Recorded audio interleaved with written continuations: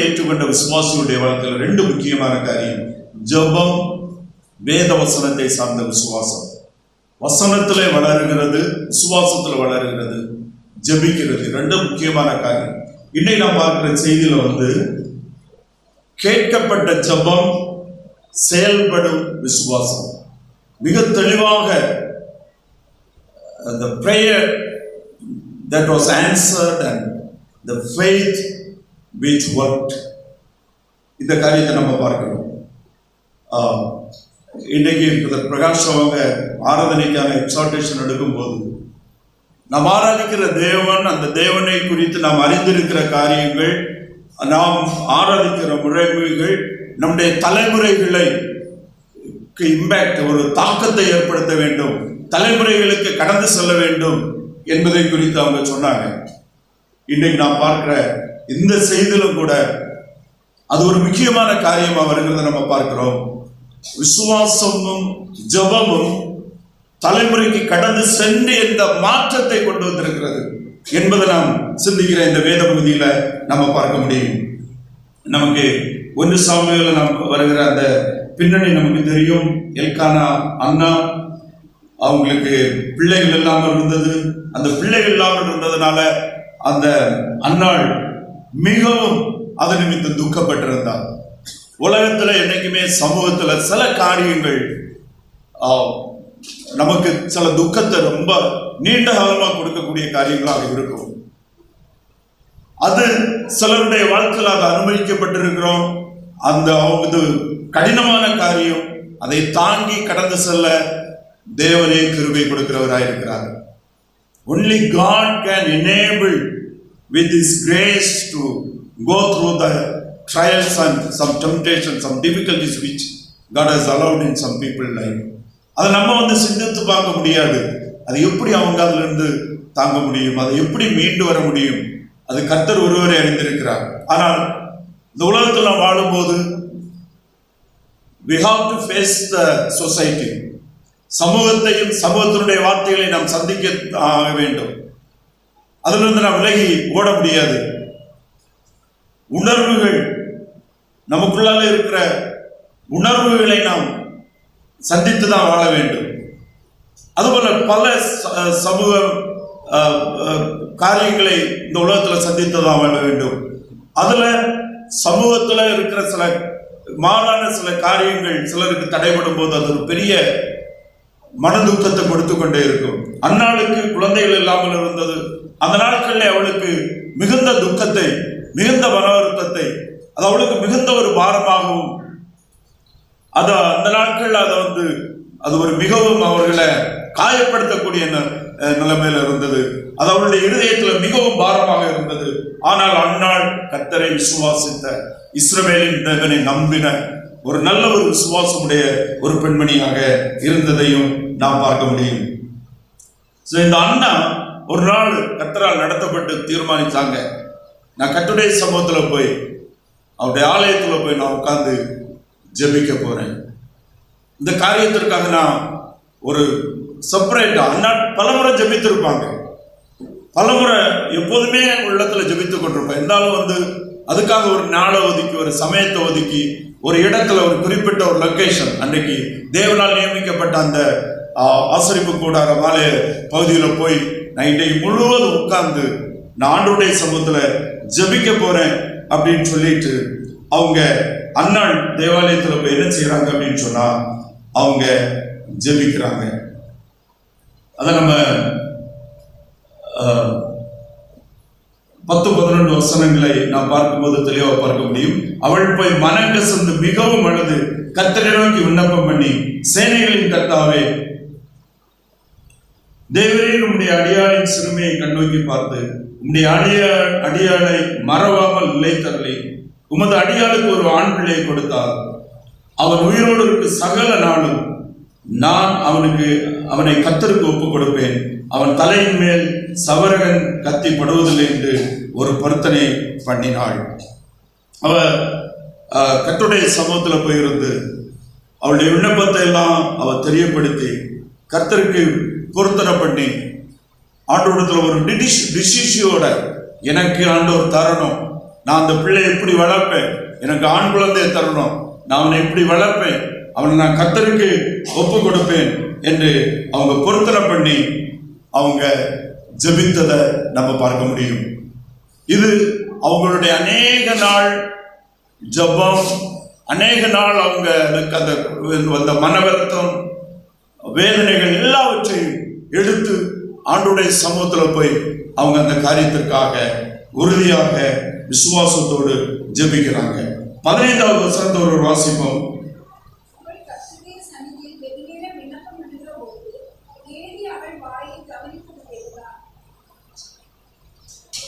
15வது வசனம்.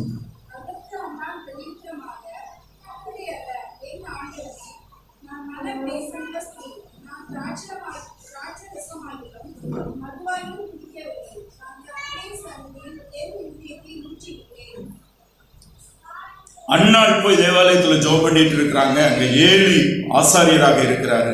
அன்னாளை பார்த்துட்டே இருக்கிறாரு. அன்னாள் ஒரு அப்படி உட்கார்ந்து முணுமுணுத்துட்டே இருக்கிறாங்க. அவங்க வார்த்தைகள் என்ன என்பதை ஏலியால புரிய முடியல. ஆனா அவங்களுடைய உடல்கள் அசைந்து கொண்டிருக்கிறது. அப்போ அந்த பார்க்கும்போது இந்த ஏலிக்கு தோணுது, இந்த அம்மா மதுபான திராட்சரசம் குடிச்சு கொஞ்சம் அதிகம் ஆயிட்டு. அன்னைக்கு இஸ்ரவேல் மக்கள் மத்தியில திராட்சரசம் ஃபெர்மெண்டட் ஒயின் குடிக்கக்கூடிய பழக்கங்கள் இருந்தது. சிலர் கொஞ்சம் அதிகமாக குடிப்பாங்க. ஸோ இந்த பொம்பளை ஏதோ கவலைனாலோ ஏதோ பிரச்சனைனாலோ அதிகமாக குடிச்சிருக்காங்க இந்த திராட்சரசத்தை. அதனால கொஞ்சம் அவங்க மனம் பதற்றம் ஏற்பட்டு எது எப்படி பதவிட்டு இருக்கிறாங்க அப்படிங்கிறதான எண்ணத்தோடு அந்த ஏலி போய் அவங்களிடத்துல கேட்கிறாரு, நீ எதுவரைக்கும் வெறித்திருப்பாய், உன் குடியை உன்னை விட்டு விலக்கு அப்படின்னு சொல்லிட்டு அந்த ஏலி போய் அந்த அம்மாட்ட கேட்குறாங்க. அந்த அம்மாவுக்கு அது எவ்வளோ வருத்தமாக இருக்கும். ஆனாலும் அந்த அம்மா அவர் சொன்னதை பற்றி பெருசு வருத்தம் எடுத்துக்கிட்டாம அவங்க பதில் சொல்றாங்க. அதற்கு அந்நாள் பிரதியுத்தரமாக, அப்படி இல்லை என் ஆண்டவரே, மதிப்பா பேசுறாங்க, நான் மனக்கிலேசம் உள்ள ஸ்திரீ, நான் திராட்சரசமாகிலும் மதுவாகிலும் குடிக்கவில்லை, நான் கர்த்தருடைய சன்னதியில் என் இருதயத்தை ஊற்றிவிட்டேன், நான் கர்த்தருடைய சமூகத்தில் என் இருதயத்தை ஊற்றிவிட்டேன். ஜெபம் ஒரு அருமையான பாட ஜெபத்துல கற்றுக்கொள்ளுகிறது. இந்த பகுதியில் உண்மையான முற்றிலுமாக ஆண்டவரை சார்ந்து ஆண்டவரிடத்துல நம்முடைய பாரத்தை கர்த்தரிடத்துல மட்டும் தெரியப்படுத்தி ஆண்டவரிடத்துல ஜெபிக்கிற ஒரு தீர்மானத்தோடு கூடிய ஒரு ஜெபம். அவள் என்ன செய்தா, தன்னிடத்துல இருந்த பாரத்தை எல்லாம் எடுத்து ஆண்டுடைய சமூகத்துல ஊற்றி விட்டார். போல் புதிய ஏற்பாட்டில் ஜெபத்துக்கு ஒரு அருமையான வசனத்தை பேதுரு நமக்கு தந்திருக்கிறார். அந்த வசனம் என்ன? 1 பேதுரு 5வது அதிகாரம் 1 பேதுரு 5வது அதிகாரம் 7வது வசனம் வாசிப்போம். அவர் உங்களை விசாரிக்கிறவரானபடியால் உங்கள் கவலைகளை எல்லாம் அவர் மேல் வைத்து விடுங்கள். அவர் உங்களை விசாரிக்கிறபடியே உங்கள் கவலைகளை எல்லாம் அவர் மேல் வைத்து விடுங்கள். ஆங்கிலத்துல cast your burdens upon him. இங்க pour அப்படின்னு வருகிறது. அதாவது ஒரு பக்கெட்ல இருக்கிற தண்ணீரை எடுத்து இன்னொரு பக்கெட்ல ஊத்துறதுக்கு அர்த்தம் தான் pouring. castingனா இங்க இருக்கிற ஒரு பொருளை எடுத்து அங்க தூக்கி எறிகிறது. உதாரணமா இங்க இருக்கிற இந்த புஸ்தகத்தை எடுத்து இங்க இருக்கிற ஒரு நபர் மேல தூக்கி போடுறது. அன்னாளுடைய ஜெபம் எப்படின்னா, அவளுக்குள்ளான பல வருஷமா இருந்த தன்னுடைய பாரத்தை எல்லாம் உள்ளத்துல இருந்து எடுத்து என்ன செய்துட்டா, ஆண்டவரிடத்துல ஊற்றி ஆண்டவர் மேல எடுத்து எரிஞ்சிட்டா. இனி இது என் பிரச்சனை இல்லை, இனி இது உங்களுடைய பிரச்சனை. அந்த பிரேயருடைய அந்த டீப் சென்ஸ் ஆஃப் பிரேயர், உண்மையான ஜெபம் நம்ம ஆண்டவருடைய சமூகத்தில் போய் பாரத்தோடு ஜெபிக்கும் போது அப்போஸ்தலனாகிய பவுல் பிலிப்பு 1:4-6 ஜெபத்துக்கு ஒரு அருமையான டெஃபினிஷன் கொடுக்கிறார். அது என்ன டெஃபினிஷன்? நீங்கள் ஒன்றுக்கு கவலைப்படாமல் எல்லாவற்றையும் ஸ்தோத்திரத்துக்கூடிய ஜெபத்தினால தேவனுக்கு தெரியப்படுத்துங்கள். அப்பொழுது எல்லா புத்திக்கும் மேலான தேவ சமாதானம் உங்கள் இருதயங்களை சிந்தை கிறிஸ்து இயேசுவுக்குள் காத்துக்கொள்ளும். நீங்க பாருங்க, உங்களுக்குள்ளால இருக்கிற பர்டனை தூக்கி அவர் மேல போட்டுட்டா அவரிடத்துல இருக்கிற சமாதானம் எங்க உள்ள வரும்? உங்களுடைய இதயத்துல வரும். நீங்க கவலைப்பட்டுட்டு நம்ம இருக்கிற பிரச்சனையை பார்த்துட்டு ஒரி பண்ணிட்டே இருந்தா அங்க அது பாரம் ஏறிட்டே இருக்கும். அன்னாள் தன்னுடைய பாரத்தை ஆண்டுடைய சமூகத்துல என்ன செய்தாங்க? ஊற்றுனாங்க. அப்படியே எடுத்து ஊற்றுனாங்க. உலக வாழ்க்கையில எந்த நல்ல மனுஷனுக்கும் எந்த ஆவிக்குரிய மனுஷனுக்கும் அவன் எல்லாருமே உலகத்துல தான் இருக்கிறோம். அவர்களுக்கு தனிப்பட்ட முறையில சில கஷ்டங்கள், தங்களை தாக்கக்கூடிய சில வருத்தங்கள், சில குறைவுகள், சில பாரங்கள் எல்லா மனுஷனுக்கும் உண்டு. உலகத்துல இருக்கும்போது நாம் பிரச்சனைகளின் வழியாக கடந்து போக வேண்டும்.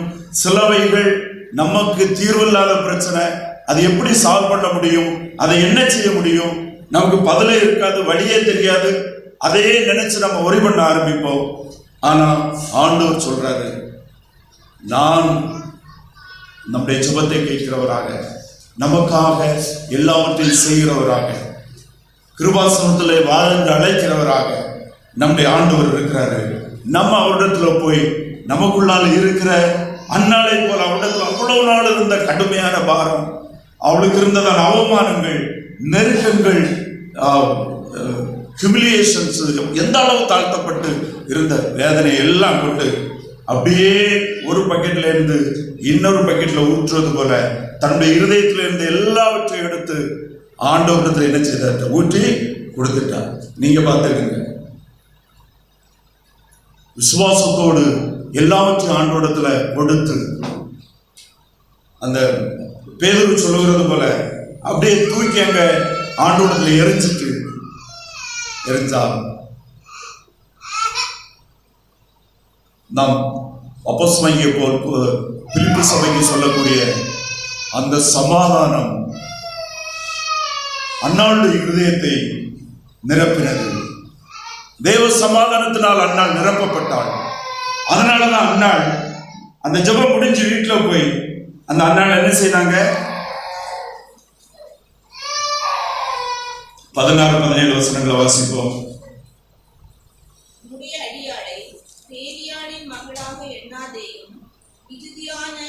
விசாரத்தினாலும் கேசத்தினாலும் இந்நேரம் மட்டும் விண்ணப்பம் பண்ணினேன் என்றாள்.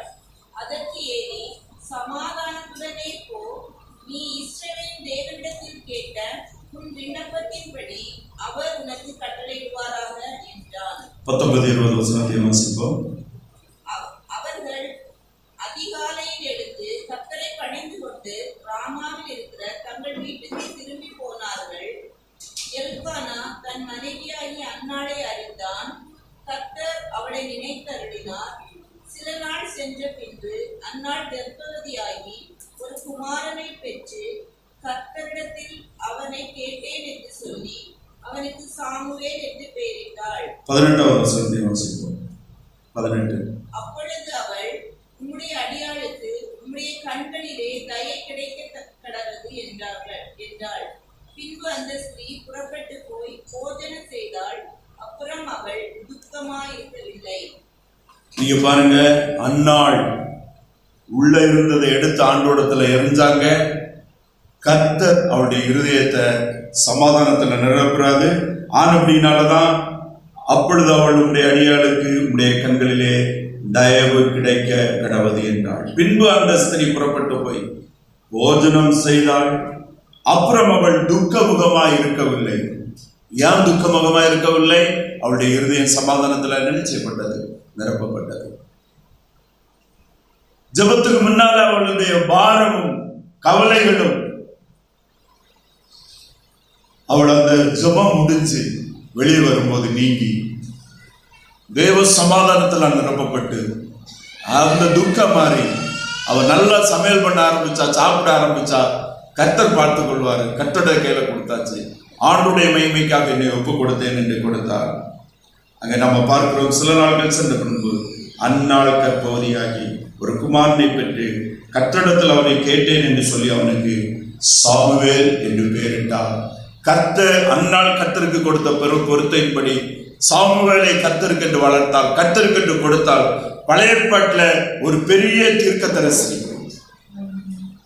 நியாயாதிபதி, தீர்க்கதரிசி, ராஜாக்களை இஸ்ரவேலுக்கு அபிஷேகம் பண்ணின அந்த நியாயாதிபதிகளிலிருந்து ராஜாக்களுக்கு நேராக, ஆளுகைக்கு நேராக இஸ்ரவேல் திருப்புவதற்கு அங்கே இருந்த ஒரு பெரிய மினிஸ்ட்ரி பழைய ஏற்பாட்டின் காலத்துல சாமுவேல் நிறைவேற்றினார். சவுலை அபிஷேகம் பண்ணினாரு, சவுலை கண்டிச்சாரு, தாவீதை அபிஷேகம் பண்ணினாரு. பெரிய ஊழியம். இஸ்ரவேலை நியாயம் விசாரித்தாரு. மிகப்பெரிய தேவ மனிதன் உருவானான். அன்னாளுடைய ஜபம், அன்னாளுடைய விசுவாசத்தின் ஜபம் அதை செய்தது என்று நம்ம பார்க்கிறோம். அவளுடைய நோக்கம் தெளிவானது, அவருடைய விசுவாசம் உறுதியானது. கர்த்தரால் முடியும். நான் அவரிடத்துல ஒரு தீர்மானத்தோடு போறேன். என்னுடைய அவமானம் நீங்க வேண்டும். இந்த பிள்ளை கர்த்தருக்காக வளர்க்கப்பட்டு கர்த்தருக்காக மகிமைப்பட வேண்டும். நம்முடைய ஜெபங்கள் இந்த உலகத்தில் நாம் சமாதானமாய் வாழ்வதற்கும், ஆண்டவர் தருகிற ஆசீர்வாதம் கர்த்தர் மகிமைக்காக மாத்திரமே என்கிற தீர்மானத்தோடு இருக்குமே ஆனால் நம்முடைய ஜெபமும் கேட்கப்படும் என்பதில் சந்தேகமில்லை. கிறிஸ்தவ வாழ்க்கையினுடைய அடிப்படை அஸ்திபாரம் ஜெபம். ஆனால் அந்த ஜெபம் தேவ சுத்தத்திற்கற்றதாக, தேவனுடைய மகிமைக்காக நாம் நம்முடைய உள்ளங்கள் கர்த்தரிடத்தில் திறக்கப்பட்டதாக விசுவாசத்தோடு நாம் ஜெபிக்கும் போது இன்னை அநேகர் ஜெபம் பண்ணுவாங்க. ஜெபம் பண்ணிட்டு வெளியே வரத்துல முகமும் வாங்கி இப்படி போய் 10 மணி நேரம் உபாச சமம் முடிஞ்சு வந்து கேட்டா சொல்லுவாங்க, பார்க்கலாம் ஆண்டவர் என்ன செய்யறாரு பார்க்கலாம். ஒரு தெளிவு இருக்காது, ஒரு நிச்சயத்தன்மை இருக்காது. எதற்காக ஜெபித்தேன் என்று தெரியும். ஆனால் அன்னாளுடைய ஜெபம் மிக தெளிவானது, உறுதியானது, தேவச்சித்தமானது, ஆவிக்குரியது, ஆவியினால் நிரப்பப்பட்டது. அவன் இங்கே இருந்து எடுத்து போடும்போது தேவன் அங்கே இருந்து எடுத்து என்ன செய்தாரு? நிரப்பினார். தேவ சமாதானத்தினால தன்னுடைய இருதயத்தில் இருந்த பாரங்கள் எல்லாம் கர்த்தர் மேல் எறியப்பட்டது. தன்னுடைய இருதயம் தேவனால், தேவ ஆவியினால் நிரப்பப்பட்டது. அவள் அதுக்கு பிறகு துக்கமாக இருக்கிறது. புசித்து குடித்தாள். அவளுடைய காரியத்தை பார்க்க ஆரம்பித்தாள். கர்த்தர் அவளுக்கு என்ன செய்ய வேண்டும் என்பதை நிறைவேற்றினார். அது தேவனுடைய நாமத்திற்கு மிகுந்த மகிமையாக மாறினது. சாமுவேல் ஒரு மிக்க கர்த்தருக்கு பிரயோஜனம் உள்ள பாத்திரமாக மாறினான் என்பதை நாம் பார்க்க முடியும். நாம் இப்போது 2 தீமோத்தேயு 3வது அதிகாரம் 1 to 7 வரை உள்ள வசனங்கள்ல அங்க நாம் பார்க்கும்போது faith that worked, செயல்பட்ட ஒரு விசுவாசம். நடைமுறையில் அவங்களுடைய வாழ்க்கையில் விசுவாசம் செயல்படுகிறதாக இருந்தது. அந்த விசுவாசம் செயல்படுகிறதாக இருந்ததுனால அந்த விசுவாசத்தின் மூலமாக எவ்விதமாக தேவனுடைய நாமம் மகிமைப்பட்டது என்பதை நம்ம பார்க்கிறோம். கிறிஸ்து இயேசுவினால் உண்டாயிருக்கிற ஜீவனை பற்றி வாக்குத்தத்தத்தின்படி தேவனுடைய சித்தத்தினாலே இயேசு கிறிஸ்துவின் அப்போஸ்தலனாக இருக்கிற பவுல் அப்படின்னு சொல்லுகிறார். கிறிஸ்து இயேசுவினால் உண்டாயிருக்கிற ஜீவனை பற்றிய வாக்குத்தத்தத்தின்படி ஆண்டவராய் இயேசு கிறிஸ்துவிலே இருக்கிற விசுவாசத்தினுடைய அடிப்படை லைஃப், கிறிஸ்துவிலே விசுவாசமாய் இருக்கிறவன், என்னை விசுவாசிக்கிறவன் ஜீவனை, நித்திய ஜீவனை உடையவனாய் இருக்கிறான். நான் கொடுக்கும் தண்ணீர், நான் கொடுக்கும் ஜீவன், நான் அவர்களுக்கு நித்திய ஜீவனை கொடுக்கிறேன். கிறிஸ்து இயேசுவினால் உண்டாயிருக்கிற ஜீவனை பற்றிய வாக்குத்தத்தத்தின்படி பரலோகம் நம்மை சார்ந்ததல்ல, கிறிஸ்துவை சார்ந்தது. நித்திய ஜீவன் நம்மை சார்ந்ததல்ல, கிறிஸ்துவை சார்ந்தது. அவரை விசுவாசிக்கிறவனுக்கு பலிக்கும் தேவநீதி. அவர் கொடுக்கிற ஜீவன் நித்திய ஜீவன். அந்த வாக்குத்தத்தத்தின்படி தேவனுடைய சித்தத்தினாலே இயேசு கிறிஸ்துவின் அப்போஸ்தலனாகிய பவுல் இந்த சுவிசேஷத்திற்கு, இந்த ஜீவனுக்கு, இந்த ஜீவன் இந்த கிருபை நாட்கள் அநேகருக்கு கடந்து செல்வதற்கு அப்போஸ்தலனாக தெரிந்தெடுக்கப்பட்ட அப்போஸ்தலனாகிய பவுல் பிரியமுள்ள குமாரனாகிய தீமோத்தேயுவுக்கு எழுதுகிறதாவது, பிதாவாகிய தேவனாலும் கர்த்தராகிய இயேசு கிறிஸ்துவினாலும் கிருபை, இரக்கமும் சமாதானமும் உண்டாவதாக என்று சொல்லுகிறார். தொடர்ந்து நம்ம பார்க்கும்போது, நான் இரவு பகல் இடைவிடாமல் என் ஜெபங்களில் உன்னை நினைத்து உன் கண்ணீரை ஞாபகப்படுத்தி சந்தோஷத்தினால் நிறையப்படும்படிக்கு உன்னை காண வாஞ்சையாக இருந்தது. நம்ம வேதத்தில் அநேக இடத்துல பார்க்கும்போது ஒரு சபைக்காக, ஒரு கூட்டத்திற்காக, ஒரு குடும்பத்திற்காக ஜெபிக்கிறத நம்ம பார்க்க முடியும். இந்த இடத்துல ஒரு பர்டிகுலர் நபர், ஒரு பர்சனுக்காக அவர் நேசித்த அப்போஸ்தலனாகிய பவுல் தன்னுடைய நிருபங்கள்ல 3 பேரை ஆவிக்குரிய பிரகாரமாக மகனாக அழைக்கிறார். தீமோத்தேயு தன்னுடைய மகனாக, தீத்துவ தன்னுடைய மகனாக, இனி ஒருவரையும் அவர் தன்னுடைய மகனாக வேதத்தில் சொல்லுகிறார். அது யாரு? ஒனேசிம். அந்த அளவு தீமோத்தேயுவுக்கு பவுலுக்கும் ஒரு மிக நெருக்கம் இருந்தது. ஆவிக்குரிய பிரகாரமாக அவரை வளர்த்து எடுத்தவர் மகனாக. அவரோடு தீமோத்தேயு பல ஆண்டுகள், ஒரு இடத்துல சொல்லும்போது தீமோத்தேயு பவுல் சொல்லுவார், என்னுடைய புத்தக சுருள்களை எல்லாம் எடுத்துட்டோன்னு சொல்லிட்டு. அந்த நாட்கள்ல கல்வி, குறுக்கல்வி, பவுலிடத்துல என்ன தீமோத்தேயு கற்றுக்கொண்டாருன்னா, இவர் தீமோத்தேயு பவுல் போற இடத்துக்கெல்லாம் அவருடைய பையையும் பெட்டியும் தூக்கிட்டு பின்னால போயிட்டே இருந்தார். போயிட்டு இருந்த பவுல் இருக்க இடத்துல இவரும் போய் படுத்து உட்கார்ந்து அவங்க ஏதாவது சமையல் பண்ணி அந்த நாள் சாப்பிட்டுட்டு அடுத்து உட்கார்ந்து அவருக்கு கற்றுக் கொடுத்துட்டே இருப்பார். பழைய ஏற்பாடு, கிறிஸ்துவனை குறித்து அவர் அறிந்தது, கேள்விப்பட்டது, தேவன் அவருக்கு உணர்த்தின காரியங்களை கொண்டு இருந்தார். அதனாலதான் பவுலுக்கு கூட தீமோத்தேயுவை கூட்டு போகிறார், தீத்துவை கூட்டு போறாரு. பெரிய ஊழியம் நடக்கும், சுவிசேஷ ஊழியம் நடக்கும், விசுவாசிகளை கற்றுக் கொடுப்பாங்க. அப்படி உட்கார்ந்துட்டு இருக்கும்போது தன்னுடைய சீஷர்களுக்கு கற்றுக் கொடுப்பாங்க. இப்படிதான் அவங்களை உருவாக்கி எடுத்து கொண்டு வந்தாங்க.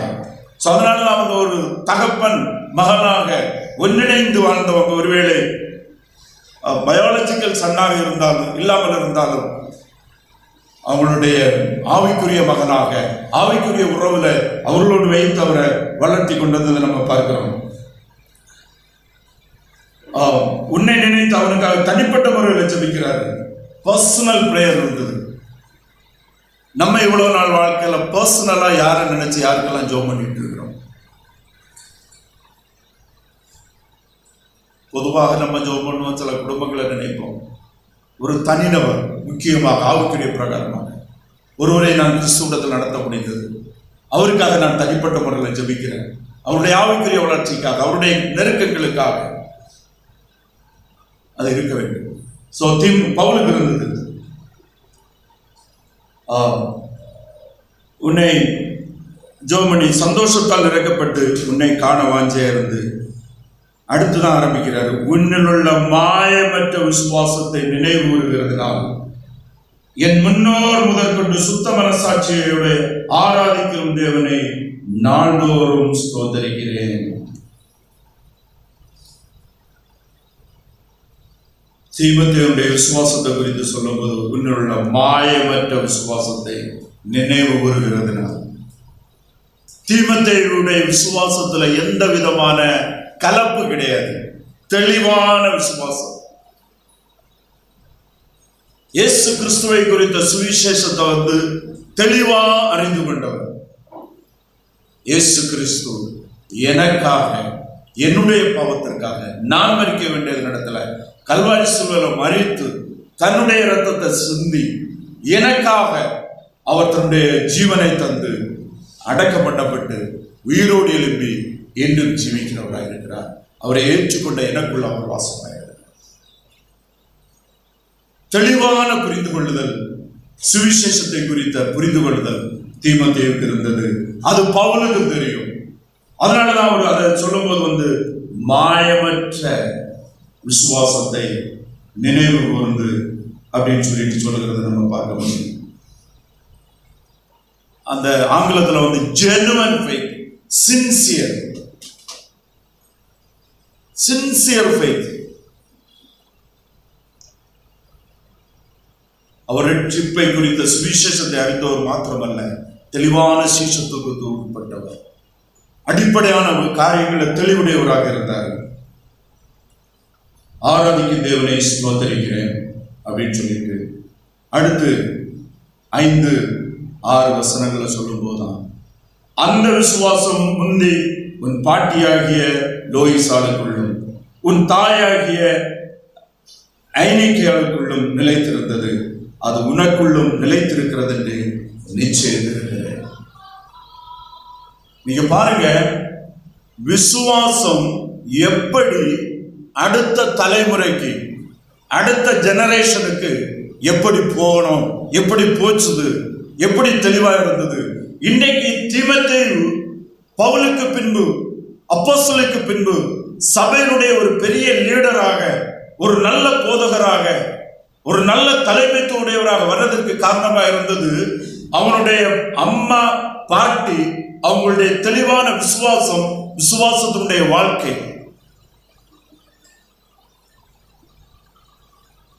நாம் சுவிசேஷத்தினால் பேச வேண்டும். நாம் விசுவாசிக்கிற தெளிந்த சுவிசேஷம் நம்முடைய வார்த்தையில எப்போது வரணும், நம்முடைய வாழ்க்கையில வரணும், செயல்பாட்டில் வரணும், ஜபத்துல வரணும், ஆராதனையில் வரணும், பாட்டில் வரணும். அதை கேட்கணும். அடுத்த தலைமுறை அந்த விசுவாசத்தை களங்கமில்லாத ஞானப்பாலை போல அந்த விசுவாசத்தை ஏற்றுக்கொள்ளக்கூடிய அளவில் நம்முடைய வாழ்க்கை இருக்க வேண்டும். தீமோத்தேயுனுடைய பாட்டியும் அம்மாவுடைய வாழ்க்கை அப்படி இருந்தது. அதனாலதான் தீமோத்தேயுனால அந்த விசுவாசத்தை, அவன் அந்த களங்கமில்லாத தெளிவான ஒரு உண்மையான ஒரு விசுவாசத்தை பெற்றுக்கொள்ளவும், அந்த விசுவாசத்துல வாழவும் அவனுக்கு உதவியாக இருந்தது என்பதை நம்ம பார்க்க முடியும்.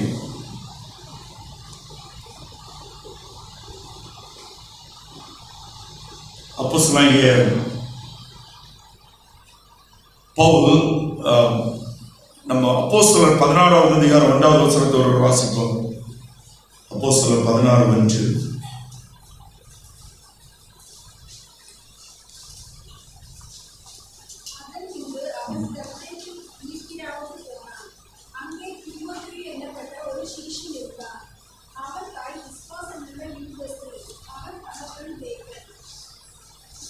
So இங்க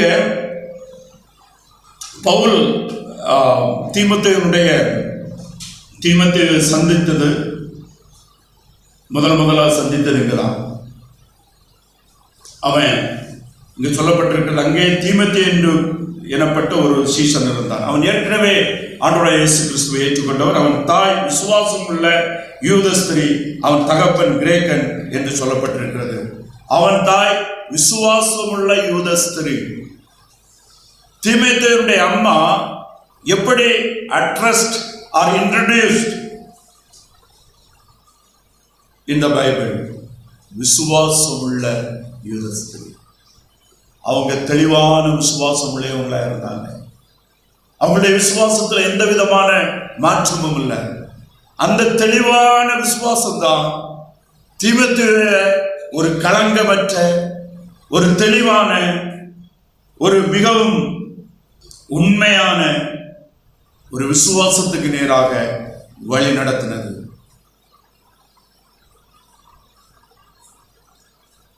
நம்முடைய விசுவாசம் எதில் இருக்கிறது, எப்படி இருக்கிறது, எந்த அளவு ஜெனுவன் ஆக, கிளியராக, களங்கமற்றதாக இருக்கிறது, அது மிக முக்கியமானது. அடிப்படை விசுவாசம் மிக தெளிவுடையதாக இருக்குமே ஆனால் அதுக்கு அடுத்த கிறிஸ்தவ வாழ்க்கை வளர்ச்சியில போகும். அஸ்திவாரம் உறுதியாக இருக்குமே ஆனால் கட்டிடம் பலமாக எழுப்பி போயிட்டே இருக்கும்.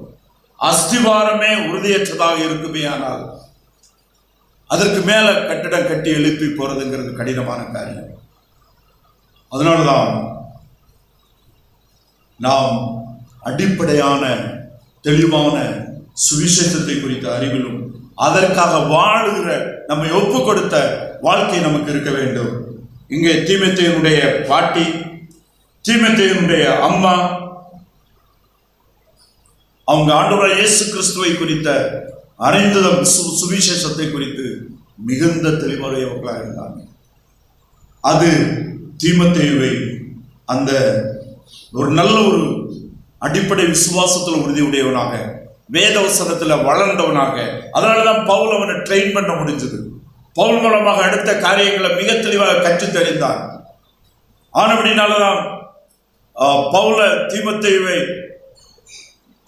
பல ஏகதேசம் 15-20 வருடங்களுக்கு பின்பு அவனுக்கு பொறுப்புகளை, சபையில லீடர்ஷிப் பொறுப்புகளை, தலைமைத்துவங்களை கொடுக்கும் போது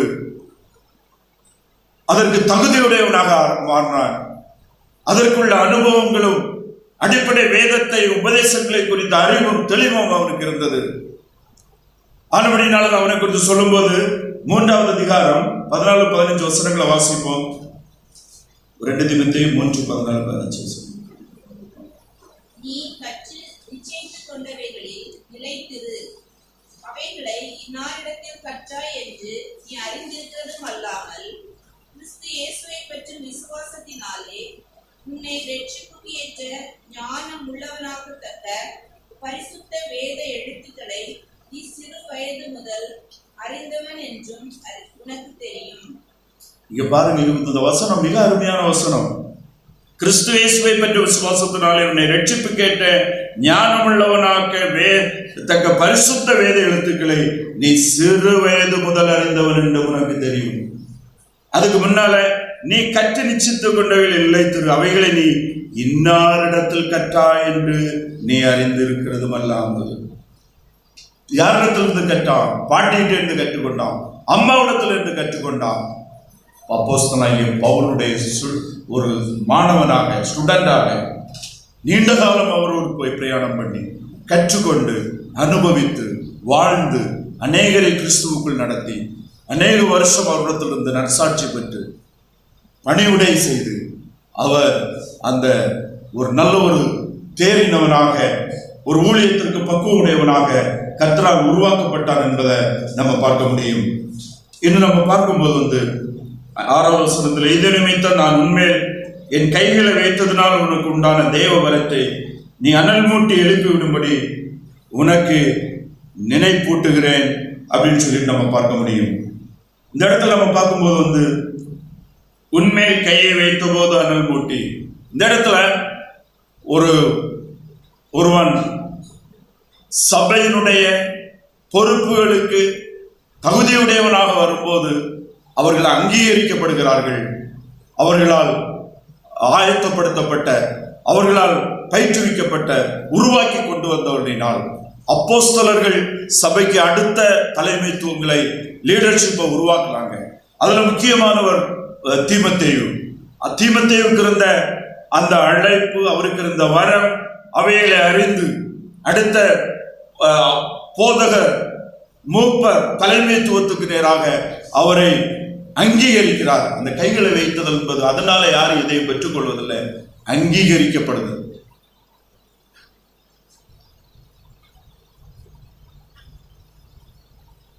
நீ அங்கீகரிக்கப்பட்ட, ஏற்றுக்கொள்ளப்பட்ட, ஆயத்தப்பட்ட ஒரு ஊழியக்காரனாக நீ இருக்கிறாய். அந்த உனக்கு தேவனால் கொடுக்கப்பட்ட அழைப்பு, ஆவிக்குரிய வரம், சபையினுடைய ஊழியம், இவைகளை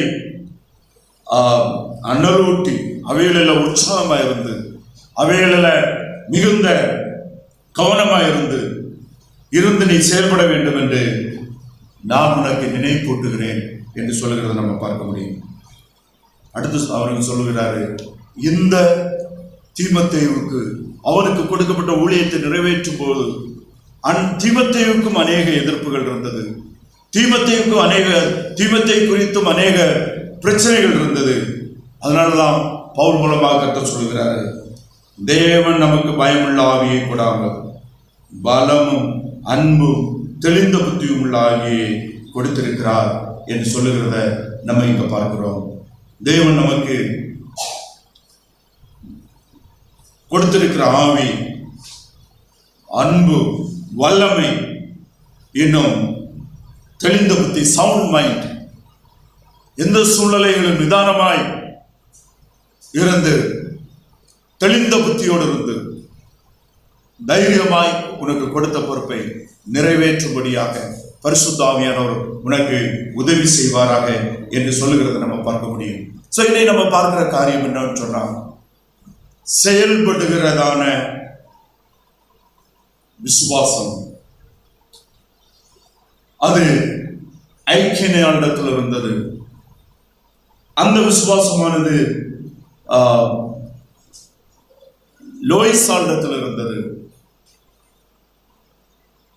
முதலாவது சபையில பார்க்கும்போது கர்த்தரால் பயன்படுத்தப்பட்ட அநேக பெண்கள் ஆண்டவருடைய ஊழியத்துல சபையினுடைய கட்டி எழுப்புதல தேவனால் அதிகமாக பயன்படுத்தப்பட்டிருக்கிறார்கள்.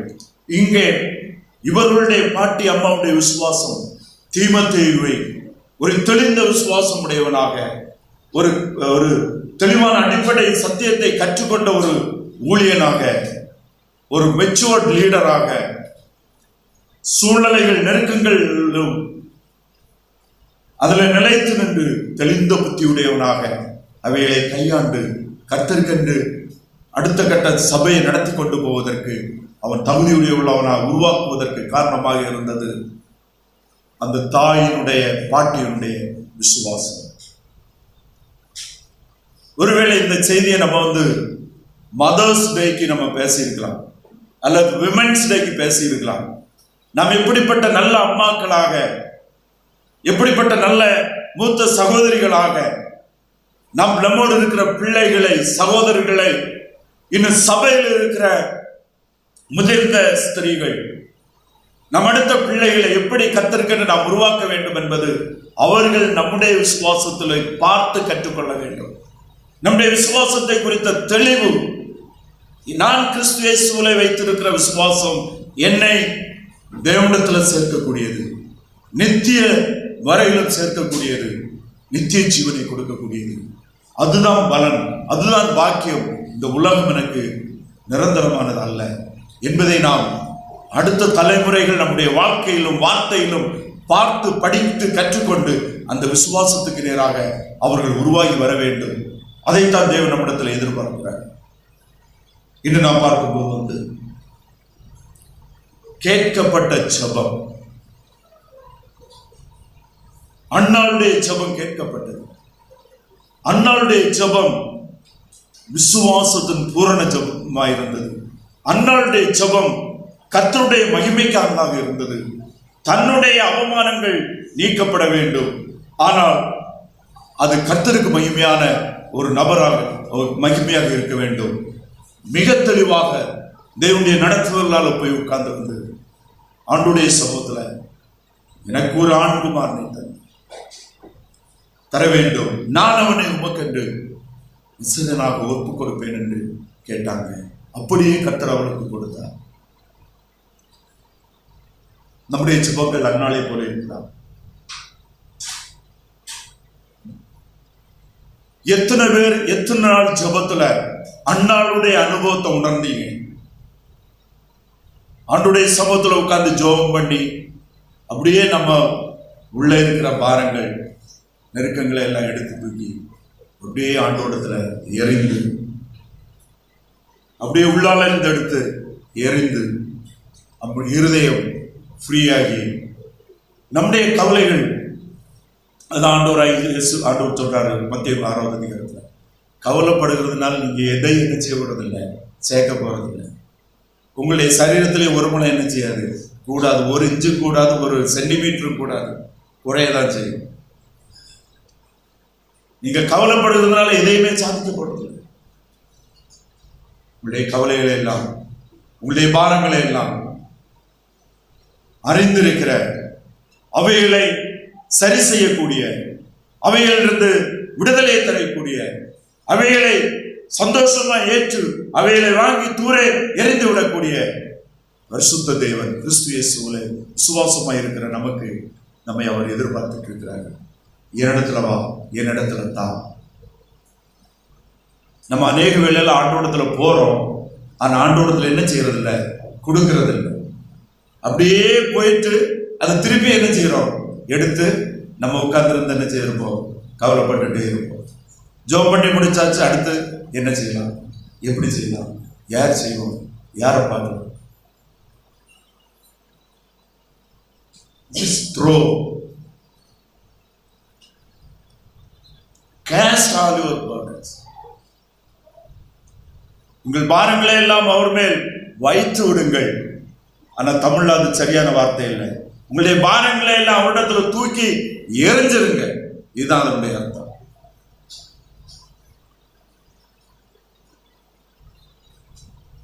அடுத்து ஆண்டவருடைய நடத்துதலால தெளிந்த புத்தியோடு நம்ம என்ன செய்ய முடியும், எதை செய்ய கர்த்தர் சித்தமாக இருக்கிறாரோ அதை மட்டும் செய்வோம். கர்த்தர் நமக்கு செய்கிற தேவையான காரியங்களை நம்முடைய வாழ்க்கையில வாய்க்கப்படுவாங்க. நாம் நம்முடைய விசுவாசப்படுத்த தலைமுறைக்கு கலந்துகிறது. நம்முடைய ஜெபம் நம்ம அது மற்ற அடுத்த தலைமுறை அதை பிடிக்க வேண்டும்.